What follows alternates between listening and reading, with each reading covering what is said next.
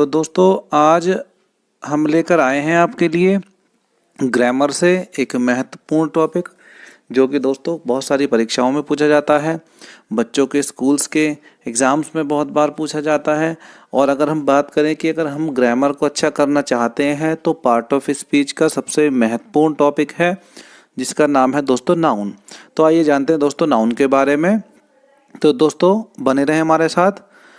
तो शुरू करते हैं। तो दोस्तों देखिए, आप जानते हैं कि नाउन को हिंदी में संज्ञा कहा जाता है, और आपने ये भी बहुत बार पढ़ा होगा कि किसी व्यक्ति, वस्तु या स्थान, गुण, कार्य या अवस्था के नाम को नाउन या संज्ञा कहा जाता है। यानी किसी व्यक्ति, वस्तु, स्थान, गुण या कार्य या फिर उसके कोई अवस्था हो, उसके नाम को नाउन कहा जाता है। दोस्तों अगर हम ऐसे भी याद रखें कि नाउन क्या है, noun are the naming words, यानी नाम रखने वाले शब्द।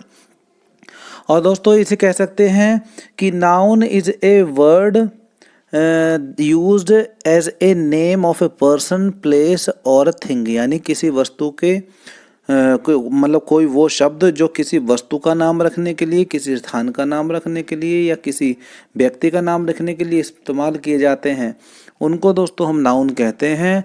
और दोस्तों नाउन 5 प्रकार के होते हैं, जिनमें सबसे पहले आता है प्रॉपर नाउन, जिसे हम हिंदी में कहते हैं व्यक्तिवाचक संज्ञा।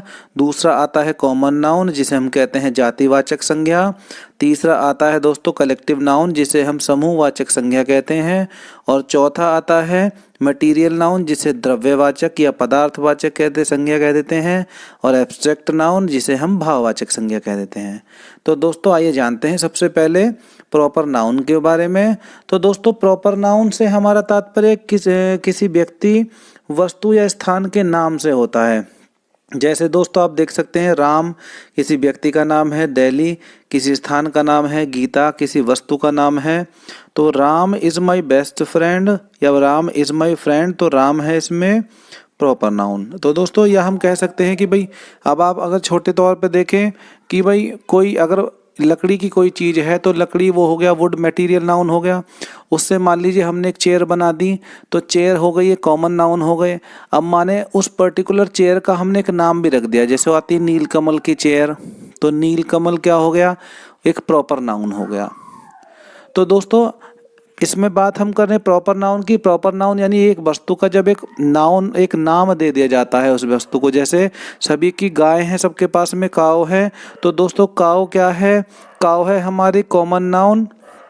और दोस्तों अगर हम अपनी काऊ का यानी अपनी गाय का नाम रख लें कि भाई गंगा रख लिया, बहुत से रखते हैं गाय का नाम, भूरी रख दिया, तो दोस्तों ये क्या हो गया, ये उसका प्रॉपर नाउन हो गया।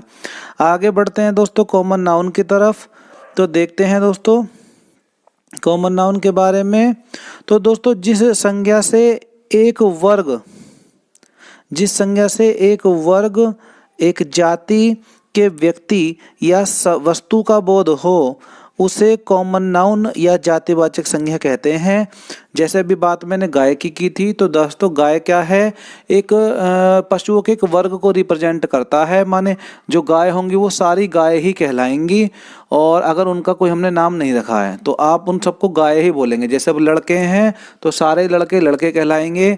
अगर किसी का नाम रख देंगे राम तो वो उसका प्रॉपर नाउन हो गया, किसी का रख दिया गौरव तो उसका प्रॉपर नाउन हो गया।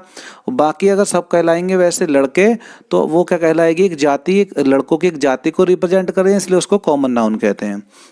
आगे दोस्तों जैसे इसमें आप उदाहरण दे सकते हैं, किंग है, और दोस्तों दूसरा बॉय है, और गर्ल है, सिटी है, तो ये सभी नाम आप दे सकते हैं।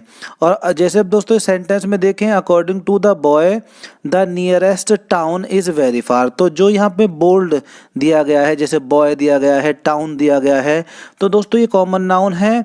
आगे देखिए इसमें इस्तेमाल किया गया है, the boys are going to the nearest village, तो यहाँ पे बॉयज़ और ये विलेज यानी गांव, सभी गांव कहलाते हैं, उनके नाम रख दें कि दरियापुर रख दिया, या किसी का बक्सर रख दिया, या किसी का कुछ नाम रख दिया गांव का, तो वो उनके प्रॉपर नेम कहलाएंगे।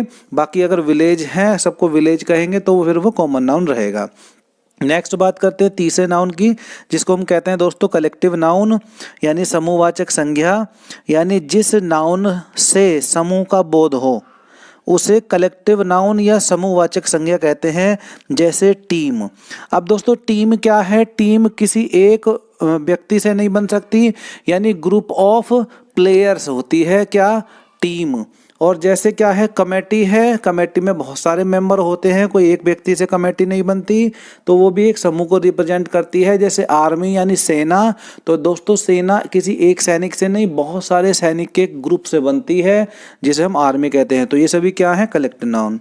और दोस्तों क्या देखा जाता है कि सामान्यतः कलेक्टिव नाउन का प्रयोग सिंगुलर में होता है। माने आर्मी है तो उसको आर्मीज नहीं ना लिख के आर्मी ही लिखेंगे, जैसे इंडियन आर्मी, जैसे अमेरिकन आर्मी। आगे लिखा है दोस्तों, इसका प्रयोग प्लूरल में तभी किया जा सकता है जब मतभेद दिखाया जाए या फिर प्रत्येक सदस्य के बारे में कुछ कहा जाए। जैसे दोस्तों नीचे दिया गया है, the flock of geese, the flock of geese spends most of its time in the pasture. अब आप देखें दोस्तों, यहाँ पे फ्लॉक क्या है? फ्लॉक यहाँ पे सिंगुलर फॉर्म में इस्तेमाल किया गया है, तो इसलिए यहाँ पे वर्ब भी सिंगुलर लगाई गई है, यानी स्पेंड में एस जोड़ा गया है। तो आगे देखें दोस्तों, अगर ऊपर देखें हम, the jury is deciding the matter. Jury क्या है दोस्तों? न्यायाधीशों के ग्रुप को कहते हैं। अब जूरी होता तो न्यायाधीशों का ग्रुप है, यानी उसमें बहुत सारे न्यायाधीश हैं, लेकिन सिंगुलर फॉर्म में इसको यूज किया गया है, तो इसके साथ में इज यानी सिंगुलर वर्ब का इस्तेमाल किया गया है। आगे देखिए दोस्तों, the committee meets every week. अब कमेटी क्या है एक कलेक्टिव नाउन है, और वैसे तो ग्रुप ऑफ में बहुत सारे सदस्य होते हैं कमेटी में, लेकिन ये कैसे सिंगुलर में इस्तेमाल होता है, तो इसके साथ में मीट्स यानी मीट में एस लगा के जोड़ा गया है और सिंगुलर फॉर्म में इसको दिखाया गया है।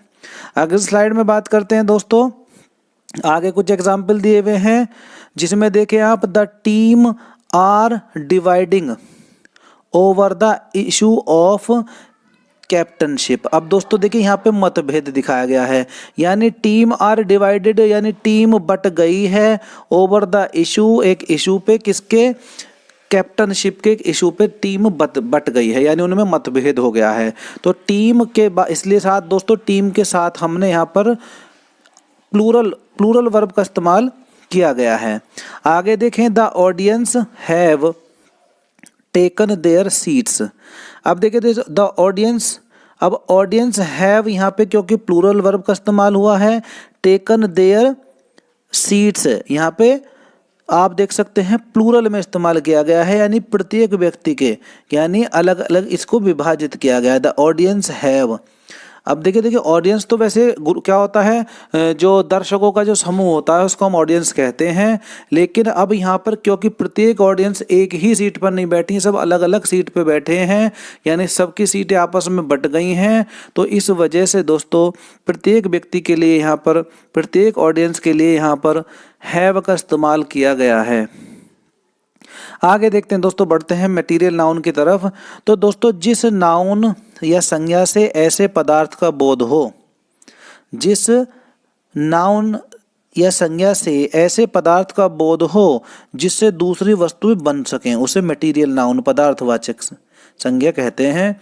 तो दोस्तों देख सकते हैं जैसे सिल्वर, सिल्वर से बहुत सारी चीज़ें, चांदी से बहुत सारी चीज़ें बनाई जा सकती हैं, तो मटेरियल नाउन है। आयरन से बहुत सारी चीज़ें बनाई जा सकती हैं, तो मटेरियल नाउन है। वुड, वुड से, लकड़ी से बहुत सारी चीज़ें बनाई जा सकती हैं, तो मटेरियल नाउन है। जैसे the necklace is made of gold. Necklace किसका बना है? सोने का बना है, तो गोल्ड क्या है? मटेरियल नाउन है। She has purchased A T set of silver, यानी सिल्वर का एक टी सेट किसने लिया है, तो सिल्वर क्या है दोस्तों यहाँ पे? मटेरियल नाउन है। He got his furniture made from teak wood, यानी टीक वुड से एक फर्नीचर बना है, तो यहाँ पे वुड क्या है दोस्तों? मटेरियल नाउन है। आगे लिखा है मटेरियल नाउन्स काउंटेबल नहीं होते। मटेरियल नाउन्स काउंटेबल नहीं होते, अर्थात इनकी गिनती नहीं की जा सकती। माने अगर हम पूछ लें कि भाई गोल्ड जो है वो गोल्ड काउंटेबल नाउन है कि अनकाउंटेबल नाउन है, तो दोस्तों क्या है? अनकाउंटेबल नाउन है, क्योंकि मटेरियल कभी भी काउंटेबल नहीं होता। आगे दोस्तों, इन्हें मापा या तोला जा सकता है। इनके साथ सामान्यतः सिंगुलर वर्ब का प्रयोग किया जाता है और इनके पहले आर्टिकल का प्रयोग नहीं किया जाता। तो दोस्तों, मटेरियल नाउन से पहले कहीं भी आर्टिकल का इस्तेमाल नहीं करते हैं। दूसरा दोस्तों, इनके साथ सामान्यतः सिंगुलर वर्ब का इस्तेमाल होता है। और तीसरी बात, ये कभी भी काउंटेबल नहीं मानी जाती हैं। इनको मापा जा सकता, तोला। जैसे जब दोस्तों सोना है, अब सोने को आप क्या करेंगे, सोने को गिन नहीं सकते, सोने को या तो मापेंगे या तोलेंगे, है ना। तो चलिए आगे बढ़ते हैं एब्स्ट्रैक्ट नाउन की तरफ। तो दोस्तों, पांचवा है हमारा एब्स्ट्रैक्ट नाउन। तो दोस्तों, एब्स्ट्रैक्ट नाउन क्या है? ऐसे गुण, भाव, क्रिया एवं अवस्था को व्यक्त करते हैं जिन्हें छुआ नहीं जा सकता और जिन्हें देखा नहीं जा सकता, या बल्कि वे केवल महसूस किया जा सकता है। जैसे ऑनेस्टी। अब ईमानदारी दोस्तों कैसे देखी जाए? अब ईमानदारी दोस्तों कैसे देखी जाए का मतलब ये है कि क्या उसकी कैसी बनावट है, गोल है, चौकोर है, या कैसी है, कोई नहीं बता सकता। आगे देखें दोस्तों कि ब्रेवरी यानी क्या है, क्वालिटी है। आगे हेटर्ड यानी घृणा, लाफ्टर एक्शन है, हंसना। और दोस्तों पॉवर्टी है, यूथ यानी स्टेट है, अवस्था है मानव के जीवन की। आगे दोस्तों, एब्स्ट्रैक्ट नाउन का प्रयोग सामान्यतः सिंगुलर में ही किया जाता है। जैसे पीपल रेस्पेक्ट हिज सिंसियरिटी, यानी जैसे लोग उसकी गंभीरता की प्रशंसा या उसका आदर करते हैं, उसकी गंभीरता का। जैसे honesty is the best policy, यानी ईमानदारी सबसे अच्छी नीति है। तो यहाँ आप देखें दोस्तों, हमेशा सिंगुलर में इस्तेमाल, यानी वर्ब इसके साथ सिंगुलर का इस्तेमाल ही हुआ है। और नाउन को दोस्तों, अब ये तो 5 हो गए, इसके अलावा देखते हैं तो नाउन को दोस्तों काउंटेबल और अनकाउंटेबल नाउन में भी बांटा जा सकता है। काउंटेबल नाउन आप समझ ही गए हैं, काउंटेबल वह नाउन होता है जिसकी गणना की जा सके। जैसे वी बॉट 6 टेबल्स, यानी टेबल है, इनको गिना जा सकता है। आई हैव फ्यू फ्रेंड्स, मेरे कुछ दोस्त हैं। तो दोस्त कैसे हैं, गिने जा सकते हैं, 2 हैं, 4 हैं, 5 हैं। आगे she saw many movies last month, यानी मूवीज फिल्म्स को भी दोस्तों गिना जा सकता है। और दोस्तों दूसरा आता है अनकाउंटेबल नाउन्स। तो अनकाउंटेबल नाउन वह नाउन होता है जिसकी गणना नहीं की जा सके, यानी जिसको काउंट न किया जा सके। जैसे दोस्तों जे प्रिस्टले डिस्कवर्ड ऑक्सीजन। अब देखिए दोस्तों, ऑक्सीजन कैसे गिनेंगे, गैस है। आगे they decided to sell the furniture, यानी उन्होंने फर्नीचर को बेचने का। फर्नीचर कैसे गिना जाएगा, 1 फर्नीचर 2 फर्नीचर ऐसे नहीं गिना जाएगा। आगे much money was wasted on the show, बहुत सारा पैसा उस शो के ऊपर खर्च हो गया। आप देखें मनी क्या है दोस्तों, यहाँ पे मनी अनकाउंटेबल नाउन है, और रुपीज होते तो फिर काउंटेबल हो जाते हैं। तो कई बार इसमें कन्फ्यूजन रहता है, तो समझते हैं थोड़े से छोटे से टेबल से। तो काउंटेबल नाउन्स में एग्जांपल देखते हैं, जैसे दोस्तों स्टार्स हैं, सेकंड्स हैं, रुपीज़ हैं। और दोस्तों अनकाउंटेबल में अगर देखें मनी, टाइम, नॉलेज, ईटीसी, यानी मनी है, टाइम है, नॉलेज है, वो अनकाउंटेबल होती है। अब वर्ब दोस्तों काउंटेबल नाउन के साथ सिंगुलर वर्ब फिर विद सिंगुलर नाउन लगती है, और प्लूरल वर्ब है तो प्लूरल नाउन लगाएंगे। और अनकाउंटेबल नाउन के साथ सिंगुलर वर्ब का ही इस्तेमाल किया जाता है। नेक्स्ट आती है दोस्तों एडजेक्टिव। एडजेक्टिव में दोस्तों many, few, A number of, the number of, ये सभी क्या आती हैं, काउंटेबल नाउन कहलाती हैं। और मच है, लिटिल है, क्वांटिटी ऑफ, तो ये क्या है दोस्तों, ये सभी अनकाउंटेबल नाउन है। आगे दोस्तों आर्टिकल। काउंटेबल नाउन जब भी होगा आर्टिकल कौन से लगे मिलेंगे आपको, a an, the, can be used, a और द को यूज किया जा सकता है। जबकि अनकाउंटेबल के साथ में only the can be used, यानी द आर्टिकल का इस्तेमाल ही किया जा सकता है। माने काउंटेबल के साथ तीनों आर्टिकल लग सकते हैं, ए बी, एन बी और द भी, जबकि अनकाउंटेबल के साथ में केवल द आर्टिकल का ही प्रयोग किया जाता है। दोस्तों तो ये थी हमारी आज की वीडियो नाउन के बारे में, और जानेंगे अपनी कुछ अगली वीडियो में। तो दोस्तों अगर आपको ये वीडियो पसंद आई है तो आप इसे लाइक करें, शेयर करें, और दोस्तों हमारे चैनल को सब्सक्राइब करना न भूलें, बेल आइकन दबाना न भूलें, ताकि हमारी हर वीडियो की नोटिफिकेशन आपको ठीक समय पर मिलती रहे। जय हिंद, जय भारत दोस्तों।